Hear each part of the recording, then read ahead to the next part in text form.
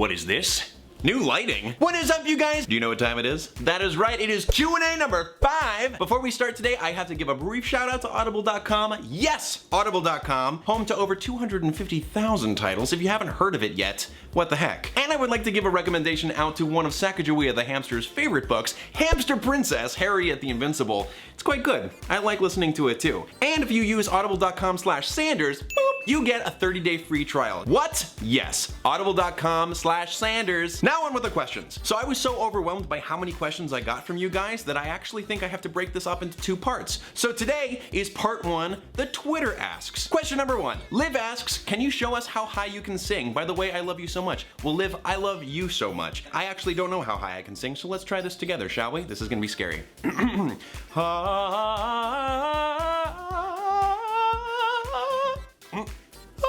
That's it. There we go, before I start cracking all over the place. Question number 2. Emanina asks, what was your favorite 90s game? Well, I gotta say, I was a big PlayStation 1 fan, so I was a super fan of Crash Bandicoot and Spyro the Dragon. That stuff was my ish. Crash Team Racing was like our form of Mario Kart, and we had a great time. So PS4 needs to start featuring the PS1 games again because I need to play those right now. Question number 3, Jacob asks, have you always been charismatic or were you once shy? Well, Jacob, I'm glad that you think that I'm charismatic. I have never been charismatic. As you can tell, I'm a little bit of a bumbler when I talk to anybody. I still geek out when I meet people, even when I meet people at conventions. It's awesome. I have always been shy, and I think it's always been my thing to kind of push myself out there, even when I'm performing. Just even though I'm shy, it's fun. It's fun to do. But I'm glad that I come off as charismatic because I'm a mess. Question number 4, Dumb Sponge asks, in one Vine you were reading The Red Pyramid, does this mean you're also a fan of the Percy Jackson series? You have a good eye. Of course you are referring to one of my favorite Vines. And the answer to your question is yes, I love the Percy Jackson series. I've always been a fan of mythology myself, and those books just brought that all to life. The Red Pyramid is what I'm reading right now, and I am absolutely loving it. And all those books are available at audible.com. Extra shout out. Question number 5, Abigail asks, in 1806, do you think people were lesser forms of people than today due to their lack of Velcro? The answer to that, of course, is yes, because I personally still have trouble tying my shoes. I love Velcro, and I can't even imagine living in 1806. If Velcro's like one of my problems, can you even imagine what else I'd be struggling with in 1806? So, sorry you guys, you gotta wait another 100 years for that Velcro. Question number 6, Priscilla asks, what is your favorite villain? Well, I gotta go with a Disney villain, Jafar, because first of all, Disney's Aladdin is one of my favorite movies ever, and Jafar was just this really cool, scheming villain. And if you guys didn't know, there's an awesome Star Kid production on YouTube of the untold story of Jafar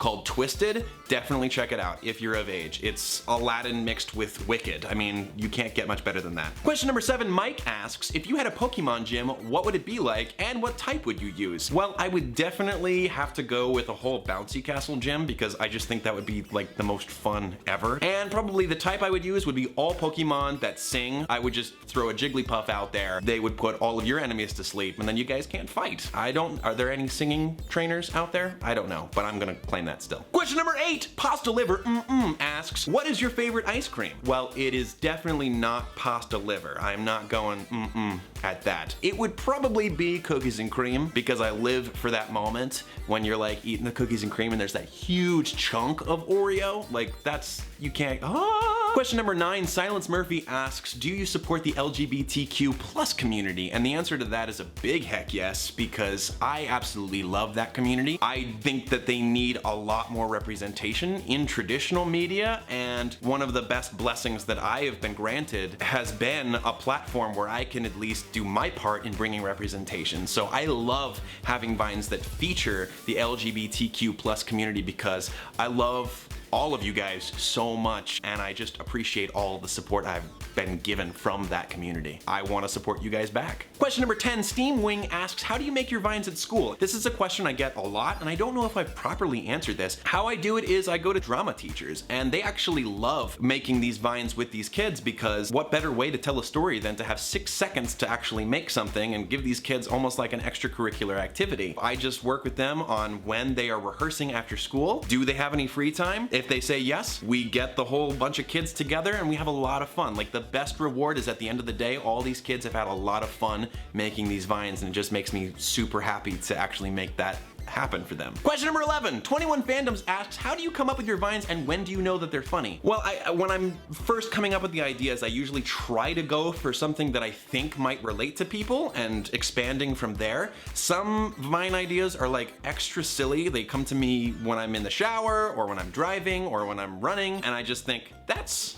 really silly. This is gonna be the Vine that I'm gonna focus on for today. And usually I know they're funny when they make me laugh. I mean, comedy speaks best when it relates most to your sense of humor. It showcases your personality. And I think that's why so many people have appealed to it, because they see my personality come through the comedy. I'm so glad so many people have appealed to it, because sometimes the Vines aren't even relatable. They're just extra silly. They make me laugh, and that's when I know I've gotta post it, because I got a silly side. Question number 12, Clarissa asks, what musical do you like on Broadway and why? Well, if anybody has been following me on any other forms of social media, you already know the answer to this question. It is most definitely Hamilton the musical. It is one of the best musicals I've ever seen. It is this amazing modern retelling of one of our founding fathers, Alexander Hamilton, a true biographical retelling through the form of a hip opera. I love that phrase. The performances are all amazing. The songs are super catchy. If you guys haven't heard any of the music from Hamilton, please check it out. It's out there. I highly recommend it. It's amazing. Question number 13, Carissa asks, what would you do if zombies attacked your house and what would be your weapon of choice? Well, Carissa, I would probably panic. Like, ridiculously panic, because zombies are an absolute nightmare scenario for me. I do watch Walking Dead. That's about as close to zombie media that I'm ever going to get to. But what would be my weapon of choice? I don't know. Maybe a samurai sword. I don't know how to use this, but this is in my house, so some zombies are going down. Question number 14! Jenna asks, as a child, did you ever play an instrument? And if so, what did you play? As a child, I definitely played an instrument. You know what it was? It was the recorder, and I rocked at it. If anybody needed a performance of hot cross buns, I am your man. I rocked hot cross buns. And question number 15! SurferChick00 asks, can you look angry and say the word bubbles at the same time? Here we go. Bubbles. That was tough. And that is it for Q&A number 5, part 1. Part 2 is coming at you very soon. I feel like this is the 7th Harry Potter film. Thank you all for your amazing questions. Stay tuned for the next Q&A where I answer the questions you guys submitted to me through Vine. Thank you once again to audible.com for sponsoring this video. If you like the video, please click like. If you haven't subscribed already, please subscribe. And if you're interested in the previous vlog, click that button up there. If you're interested in any of the merchandise, including the shirt modeled by the fantastic featured Fander over there, please click the button down there. Thank you all so much, and until next time, take it easy, guys, gals, and non-binary pals. Bye!